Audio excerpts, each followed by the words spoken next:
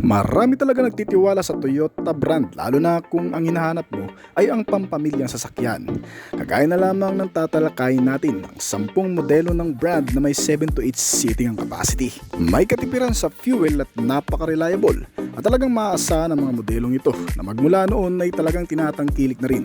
Dahil sa tibay at tatag hindi lamang sa long ride kundi pati sa cargo at human carrier. Kaya kung naghahanap ka pa lamang mas mabuting malaman mo na rin ito para makita mo kung anong modelo ng Toyota na 7-seater car ang sasapat sa budget mo. Pero bago yun, syempre kung bago ka pa lamang po dito sa aking channel, baka naman kaibigan pwede mo click ang subscribe button pati na notification bell para naman ma-update ka lagi sa mga video na gagawin ko pa. Alright, simulan na natin to!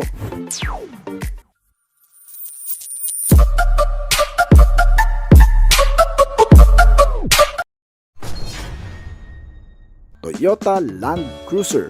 Ang Toyota Land Cruiser ay ang pinakamatagal ng nameplate ng automaker na patuloy pa rin ginagawa hanggang ngayon. Ito ay may kasamang makasaysayang lahi at pamana ng mga ninuno na ginawa noong 50s at nagbigay sa SUV ng reputasyon bilang isang subok na maraming karanasan at pakikipagsapalaran sa lahat ng klase ng kalsada. Nag-evolve ito mula sa isang full-blooded na off-road na sasakyan at sa isa sa mga pinakamarangyang SUV na available sa merkado ngayon. Madalas ginagamit sa security at for safety purpose, opisyal man o yung mga may kakayahang maka-afford sa modelong ito. Noong year 2021, tahimik na inilunsad ng Toyota Philippines ang Land Cruiser sa dalawang klaseng variant nito. Walang mga pagpapakilala o launching ang naganap. Para sa isang malamat na nameplate, ang LC300 ay pinapagana ng 3.3-liter diesel engine, 6-cylinder, 24 valves at dual overhead camshaft na makina. Ang mill nito ay pinari sa isang 10-speed na automatic transmission na gumagawa ng 302 horsepower sa kada 4,000 RPM at 700 Nm ng torque sa kada 1,600 to 2,600 na RPM. Malakas ang hatak nito na nag-average ng 190 km/h. Ang bawat suspensions nito mula sa harap at likod ay matitibay at matatag. Yan ang hindi matatawaran sa modelong ito kasama ang 4 na disc brake na nakabalot sa makapal na sukat ng mga gulong na 265 by 55 R18. Ang bawat safety features and security measure naman ay mas kinumpleto para sa malawak na kakayahang panghawakan ang matibay na kaligtasan ng bawat sasakay. Mas makakapit na braking system sa front and rear at kumpleto sa mga bagong safety sense kabilang ang pre-collision, lane tracing assist, lane departure, ADAS o tinatawag na Advanced Driver Assistance System. May blind spot monitoring, speed sensing door lock, 360 camera, mga sensor at ilan sa mga particular safety features kaya ng airbags, mga seat belts, ABS, electronic brake distributor, brake assist at marami pa. Kasamang magagandang sistemang hatid sa mga sasakay mula sa loob at labas, mga naka-LED na ilaw, matitibay na panel shell at magandang aerodynamic. Binahagian din ito ng mas malawak na sukat. Ang interior base ay may dalawang captain seats, mga naka-leather cover at adjustable pa at komportableng upuan. At para sa mga accessibility, nilagyan ng 12.3-inch infotainment system na naka-Apple CarPlay at Android Auto. May 10 speaker at Bluetooth connectivity para sa mas magandang audio sounds. Ang maluwag na legroom pati compartment base nito na sinama ng malakas na air conditioning ay mas pinapanatili ang kaginhawaan ng pagsakay. May tuturing isa sa pinakaligtas na klase ng sasakyan sa bansa na nagkakahalaga ng 5,340,000 pesos hanggang sa 5,732,000 pesos sa pinakamataas na klase nito. Toyota Land Cruiser Prado. Una itong ginawa noong 1990, ang Land Cruiser Prado ay nasa ika-4 na henerasyon na ngayon. Tulad ng nakababatang kapatid na Land Cruiser 200, nasa Prado pa rin ang lahat ng mga katangiang bilang isang mapagkakatiwalaang SUV sa bansa na may panalong mga specs and features. Ngunit sa isang mas abot kaya at compact na pakete, ito ay may parehong mga linya at hugis ng katawan ng LC300. Ngunit ang Prado ay mas hinaluan ng kaunting arte sa estilo, sa harapan ng hindi gaanong nakakatakot tingnan pero napaka-elegante. Ang mga malalaking chrome accent bumper grille na mga naka-vertical line na signature nito at ang makinis na mga headlamp ay nagbibigay dito ng highlight lalo na sa madidilim na kalsada kasama ang iba pang mga lighting system. Sa loob nitong Land Cruiser Prado ay makikita ang isang plush cabin na may wood accent design. Sa harap, isang manubela na may multifunctional na control sa mga key switch function at mga naka-leather na upuan para sa 7 tao. May 6 na speaker per entertainment system, May Bluetooth connectivity kasama ang Apple CarPlay at Android Auto sa infotainment nito para sa alinmang libangan komunikasyon at upang mas masiyahan ang mga pasahero kasama ng dual auto climate control aircon system. At di gaya ng marami, ang Prado ay may kalakihan din sa ilang midsize SUV pero may tuturing isa sa pinaka best option para sa mga naghahanap ng mas marangyang klase ng sasakyan. Ang engine sa ilalim ng hood ng Prado ay pinapagana ng alinman sa 4.0 liter gasoline at 2.0 diesel engines sa magkaibang variant. Ay 6 na cylinder, 24 valves para sa gasoline habang 4 cylinder with 16 valves naman para sa diesel na engine. At parehong pinapamahalaan ng automatic na transmission na may 6-speed shifting. Para sa mill ng 4.0 liter gasoline engine, ito ay kayang gumawa ng 271 horsepower at 381 Nm ng torque. Habang ang mill naman ng 2.8 liter diesel engine ay nakakapag-produce ng 201 horsepower at 500 Nm ng torque. Alinman sa dalawang ito ay may kakayahang gumanap ng mas maaasahang biyahe sa bilis na umaabot ng 175 to 190 km/h. Para sa external at internal safety measure gaya ng LC300, ito ay kinumpleto na rin ng manufacturer mula sa mga advanced safety sense at security sense gaya ng pagkakaroon nito ng pre-collision system, lane tracing assist, speed sensing door lock, ADAS, hill start, downhill assist, ISO fix at marami pa kasama ang ilang ding mga particular safety measure at security sense nito. Ipinares sa matitibay na suspensions, mapa off-road, rough road ay kayang-kaya at anong klaseng kalsada man ang tatahakin. Ang kasalukuyang presyo nito ay nagkakahalaga ng 3,665,000 pesos hanggang sa 4,487,000 pesos para sa top variant nito. Toyota Fortuner 2.4G Diesel 4x2 Manual Transmission. Ang Toyota Fortuner ay ang pinakamabentang mid-size na SUV sa Pilipinas. Ang ladder frame na sasakyan na ito ay umiikot na mula nung unang bahagi ng 2000 at mula noon ay naging isang pangunahing family car at partner na ng marami sa pang-araw-araw. Dahil sa masungit nitong platform at subok na mapagkakatiwalaan, salamat sa Japanese car manufacturer na nagdala sa katangi-tanging modelo upang mas maging malakas ang suporta sa brand at maging matunog ang pangalan ng Toyota. Walang magiging lista ng SUV kung wala itong Fortuner. Bukod kasi sa ito ay isang Toyota na may 2.4 liter na turbo diesel engine, naangkop din ito sa lahat ng iyong paggagamitan. At ang modelong ito ay may humigit kumulang sa 10 variant din na pagpipilian.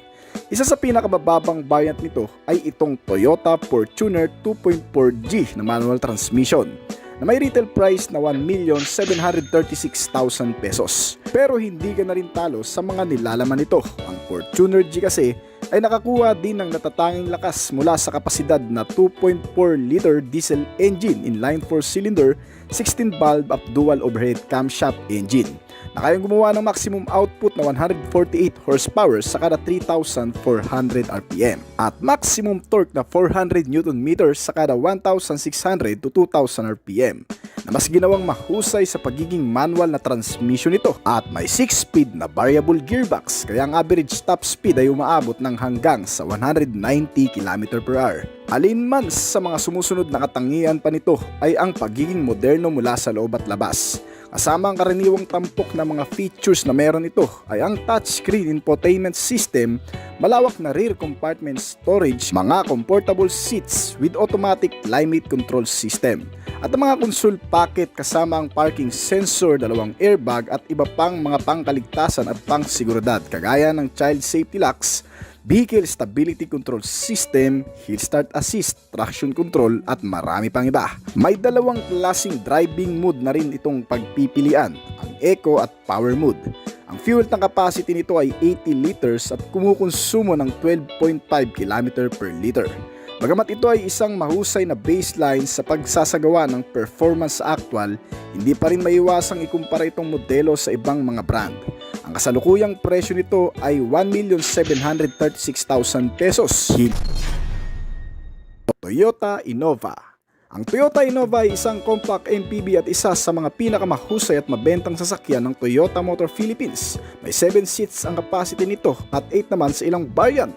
May mataas na ride height at naka-diesel ang makina.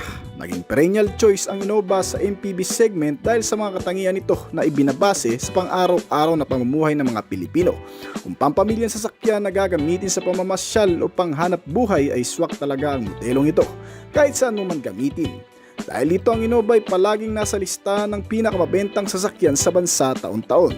Isang patunay na sadyang nakakaakit ang mga inaalok na bagay ng Toyota Innova. Bukod sa may malaking capacity, ito rin ay may katipiran sa konsumo at napakatibay gamitin na subok na ng marami. Ang kakayahan pati sa mga off-road at pagiging matatag ng makina maging sa mahahabang biyahe. Kasalukuyan itong inaalok sa 6 na klaseng variant dito sa Philippine market na pinapagana ng pare-parehong 2.8 liter na diesel engine, inline 4-cylinder 16-valve dual overhead camshaft na makina na nakakonekta sa manual o automatic na transmission nito na may 5 to 6 speed at nagpapalabas ng maximum output na 167 to 171 horsepower at 343 to 360 Nm ng torque. Ang pinakamabilis na takbo na nagawa nito ay umabot ng 185 km/h at kumukonsumo ng 16 to 18 km per liter. Hindi rin nawala ang mahalagang bagay na pangunahing tampok sa modelong ito, ang safety and security features gaya ng mas makapit na brake system sa front na naka-ventilated disc type habang drum brake naman ang rear. Kasama ang mas pinahusay na makikipagsapalaran sa off-road,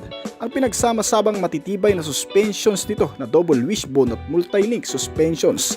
At gaya ng ilang mga MPV, AUV at SUV car, ito ay handa ring makipagsabayan sa mga bagong generation car sa pagkakaroon ng ilang mga advanced safety sense gaya ng speed sensing door lock, ISO fix, hill start and downhill, vehicle stability, rear camera, mga parking sensor, may ABS, electronic brake distributor, brake assist at marami pang iba.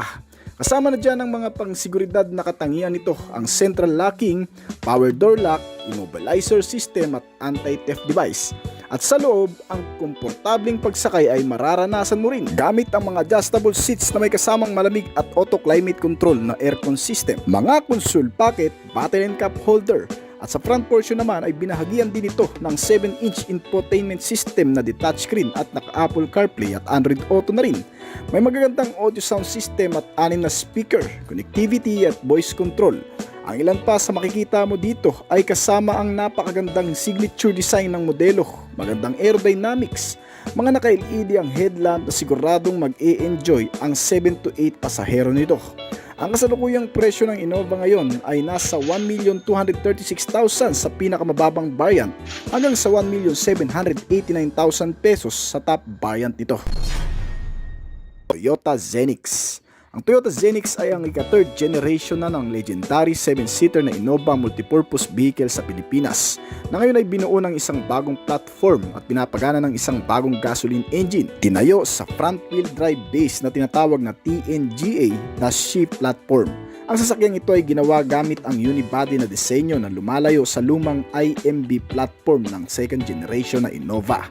Nilagyan ito ng dalawang pagpipilian sa makina, ang 2.0 liter gasoline na M20A-FKS petrol engine at isang 2.0 liter na M20A-FXS na petrol hybrid engine na parehong may inline 4-cylinder 16-valve dual overhead camshaft na makina. Itong Zenix ay wala ng opsyon sa diesel o manual transmission dahil ito ay mga naka-CVT transmission na rin. Pagdating sa hybrid power na variant nito, ito ay ginamitan ng nickel metal hybrid battery at may secondary engine na electric. Kaya ang konsumo sa gasolina ay talagang makakatipid. Kasi karamihan sa mga sistema nito, ang battery ang siyang namamahala at electric engine. Ang Zenix ay ginawa bilang innovative multipurpose crossover sa mga tuntunin ng konsepto ng disenyo nito tulad ng pinapalitang modelo na Toyota Innova Standard. Ang konseptong ito ay walang putol na pinagsama-sama ang aesthetics ng isang crossover SUV na may malawak na interior space at pagiging praktikal na karaniwang makikita sa isang minivan o MPV segment. Ang ilan pang mga katangiang nilalaman nito ay mas in-upgrade bukod sa matipid na makina. Ang kasaganaan sa mga features pangkaligtasan at pangseguridad ay inilagay din sa modelong ito. Mga advanced safety features gaya ng speed sensing door lock, lane departure, rear cross traffic alert, adaptive cruise control, hill start assist, vehicle stability, blind spot monitoring, 360 camera at mga particular safety sense gaya ng anti-lock braking system, electronic brake distributor, brake assist, anti-crash sensor, mga parking sensor at marami pang iba. Bilang din sa upgraded ng modelong ito ang mapagkakatiwalaang security features gaya ng engine immobilizer, mga anti-theft alarm, anti-theft device at power door lock. At pagdating naman sa pagiging accessible, ang interior base ay nilagyan ng mga auto folds and adjustable seats with climate control system para mas maging komportable. Sinamahan din ito ng libangan sa malalayong biyahe, mga connectivity, accessibility at ilang mga confinements sa interior base gaya ng mga USB output, wireless charging, Bluetooth connectivity at sa harap makikita ang 10.1-inch na infotainment system na freestanding, touchscreen at may kasama na ring Apple CarPlay at Android Auto at isang kakaibang multifunctional steering wheel na accessible din sa napakaraming switch function. Bagamat bago pa lamang sa merkado ang Innova Zenix ay marami agad ang sumubok sa kakayahan nito. May kabuuang halaga na 1,670,000 hanggang sa 1,953,000 pesos sa pinaka-top variant nito. Toyota Alphard. Ang karangyaan at kaginhawaan ay dalawang bagay na magkapares at ito ay konektado sa isang carrier ng mga tao kagaya ng Toyota Alphard. Isang klase ng modelo na naglalaman ng maraming katangian mula sa loob at labas at matagal na rin sa bansa ang modelong ito. Gawa pa rin ng Japanese car automaker na Toyota Motors. Ito ay mas malaki kumpara sa ilang mga SUV, AUV gaya ng Toyota na Fortuner, Innova at iba pa. May 7 to 8 seating ang capacity at sa loob makikita ang napaka-luxury ng mga nilalaman nito. May 4 na captain seats na automatic adjustable para sa mga senior citizens, PWDs na may kondisyon o nahihirapan ng tumayo at umakyat sa sasakyan. Mga naka-leather seat na rin ito at komportable pa. Bagay na magugustuhan ng mga taong naghahanap ng pampamilyang sasakyan. Ngayon sa bagong update nitong modelo ay mas pinaigting ang pagiging futuristic na katangian mula sa loob at labas nito. Gaya ng pinanipis na LED headlight kasama ang napakalaking front radiator grille na inspired sa Charging Bulls Power Presence. Full chrome accent na nagbibigay ng full force luxury presence. Bilang din ang rear combination na LED type na rin. Ang Toyota Alphard ay pinapagana ng isang 2.5 liter gasoline engine, inline 4-cylinder 16-valve dual overhead camshaft na makina na sinamahan ng permanent magnet synchronous at battery type na NI-MH. Sa kabila ng malaking sukat na dimensyon, ito ay nagtataglay pa rin ng katipiran sa konsumo dahil kaya nitong umubos ng 1 litro sa loob ng 19 km na layo. At ang performance nito ay dinadala ng isang CVT transmission type na kayang gumawa ng 180 to 185 na horsepower at 233 hanggang sa 270 Nm ng torque. Minimum na bilis ang kayang gawin na umaabot ng hanggang sa 175 km/h. Pagdating sa ilan pang aesthetics appeal nitong modelo, ang luxury interior ay sinamahan din ng magagandang klase ng accessories gaya ng mas pinalaking infotainment system na 14 inches, touchscreen, Android Auto at Apple CarPlay na rin, kasama ang mga connectivity at mas pinagandang audio sound system na JBL brand. May 15 speaker at voice control na rin ito at FM and AM radio. Itong Toyota Alphard hindi lamang ginawang mas komportable at luxury maliban kasi sa mga high upgrade features na meron ito, ang pagkaligtasan at seguridad ay mas pinatatag na rin gaya ng pagkakaroon ng mga advanced safety and security sense. Kabilang dito ang pre-collision system, auto high beam, adaptive high picture beam system na nagpoprotekta sa crossing traffic sa mga city rides at automatiko na gumagana sa mga biglaang panganib sa kalsada. Hindi rin nawawala sa modelong ito ang rear cross traffic alert, lane departure, speed sensing door lock, emergency stop signal, hill start assist and downhill assist at marami pang iba. Ang mga security features naman nito ay nilagyan ng central locking, power door lock, engine immobilizer system at mga anti-theft. Para sa kabuuang presyo, ito ay nagkakahalaga ng 4,098,000 pesos dito sa bansa. Toyota Light Ace. Ang Toyota Light Ace ay isang entry ng brand ng light commercial vehicle segment sa Pilipinas. Ito ay isang mas maliit na platform sa Toyota Hi-Ace, ngunit maraming gamit na mapapakinabangan gaya ng pampasahero at sa pagnenegosyo. Itong Toyota Light Ace ay inilunsad sa Pilipinas na may dalawang available na variant, isang pickup truck at isang panel van Ang dalawang variant na ito ay ginawang available gamit ang 1.5 liter gasoline engine inline 4-cylinder 16-valve dual overhead camshaft na makina na 2NR-BE motor na nagpapadala ng 97 horsepower at 134 Nm ng torque sa pamamagitan ng 5-speed na manual transmission nito.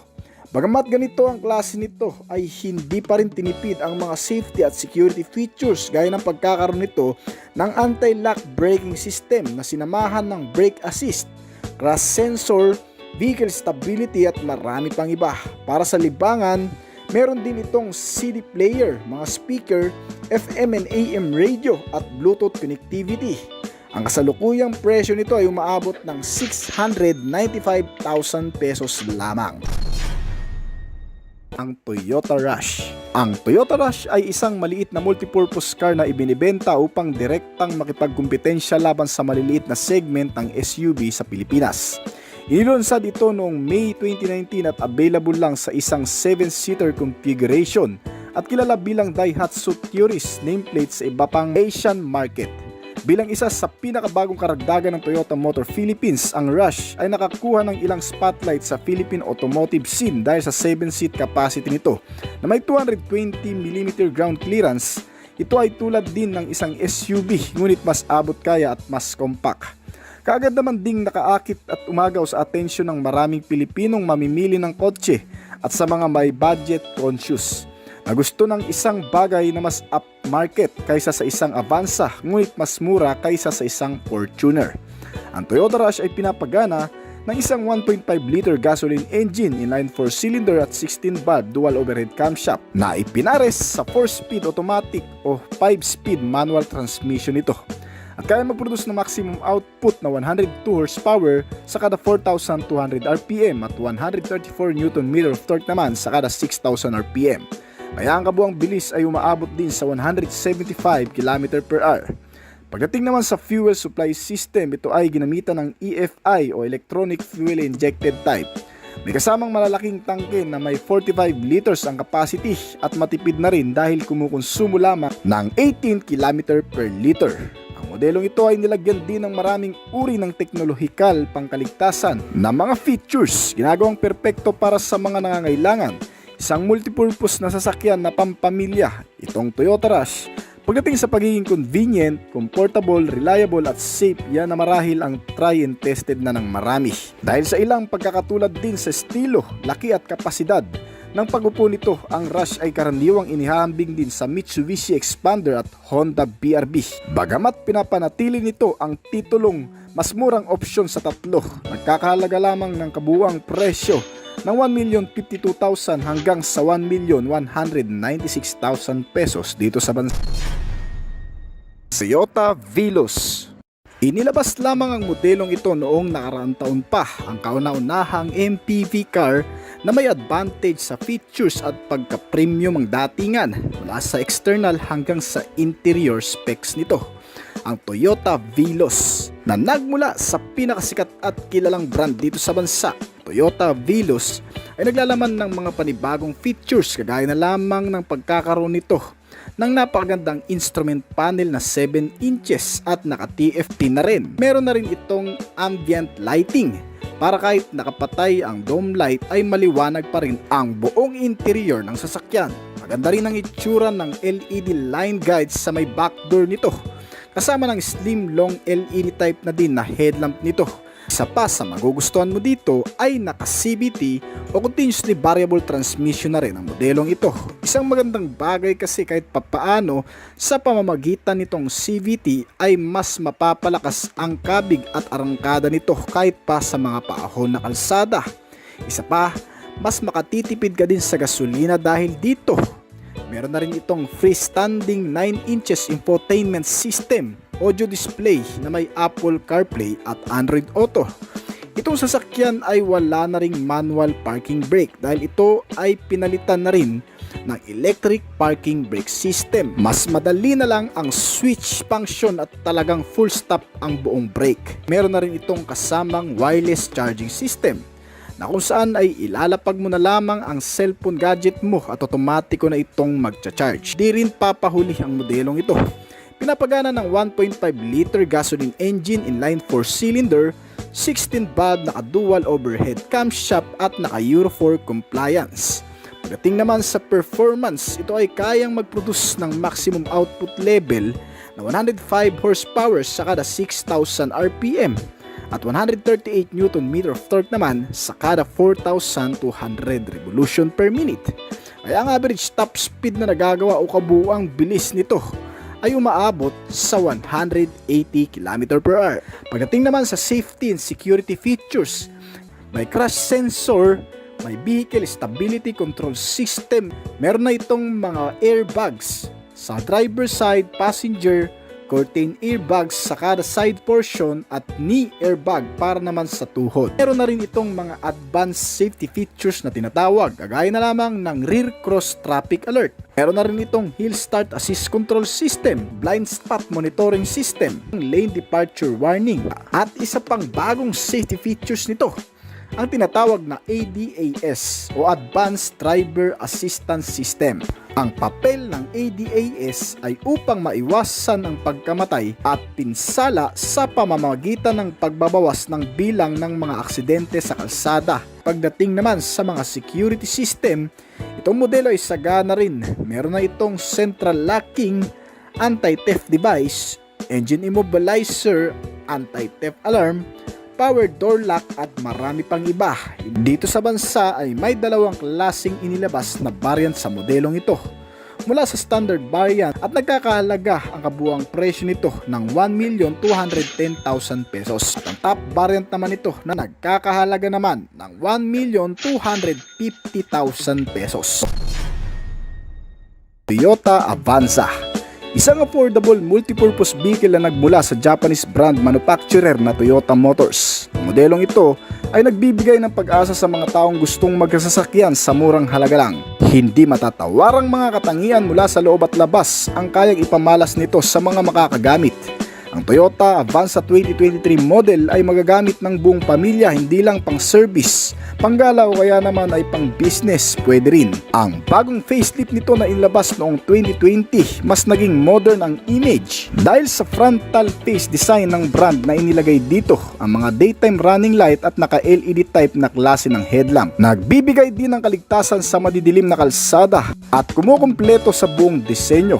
Samahan pa yan ng LED type na tail lamp. Itong multipurpose car na Toyota Avanza ay pinapagana ng 1.5 liter gasoline engine inline 4-cylinder, naka 16 valve dual overhead camshaft na makina na nakakonect sa fuel supply na electronic fuel injected type, front wheel drive automatic transmission na kaya mag-produce ng maximum output na 105 horsepower sa kada 6,000 RPM at 138 Nm of torque naman sa kada 4,200 RPM. May 43 liter fuel tank capacity din ito, kaya mas maiging gamiting riding body sa long ride. Dahil ang nakukonsumo nito ay 1 litro lang sa kada 18 km na layo ng tinakbo. Isa pa sa ipinagmamalaki dito, bukod sa mga reliable suspensions ay ang mga safety features, security features at ilan sa mga sense technology na sobrang high-tech na talaga na inilagay sa modelong ito. Ang pagiging advanced ng brand pagdating sa mga teknolohiya ay inilalagay sa mga bagong modelo nito kagaya nitong Avanza na 2023